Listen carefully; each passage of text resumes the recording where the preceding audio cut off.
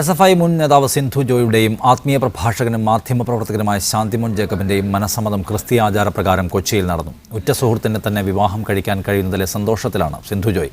മനപ്പൊരുത്തമുള്ളതുകൊണ്ടാണ് സിന്ധുവിനെ വിവാഹം കഴിക്കാൻ തീരുമാനിച്ചതെന്ന് ശാന്തിമോൻ ജേക്കബ് പറഞ്ഞു. Ernakulam saint Mary's cathedral basilica പള്ളിയിൽ ശാന്തിമോൻ ജേക്കബിന്റെ കൈപിടിച്ച് സിന്ധു എത്തി. കൂടെ അടുത്ത ബന്ധുക്കളും സുഹൃത്തുക്കളുമായി 10 പേർ മാത്രം.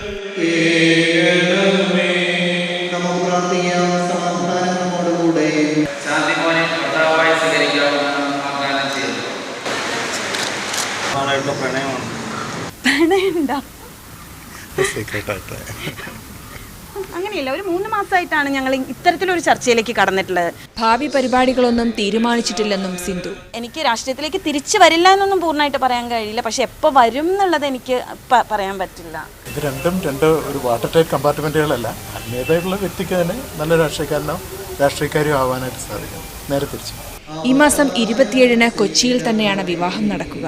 വിവാഹത്തിന് CPM നേതാക്കളെയെല്ലാം ക്ഷണിക്കുമെന്നും എല്ലാവരുടെയും അനുഗ്രഹമുണ്ടാകണമെന്നാണ് ആഗ്രഹമെന്നും സിന്ധു പറഞ്ഞു. മീഡിയ 1 കൊച്ചി.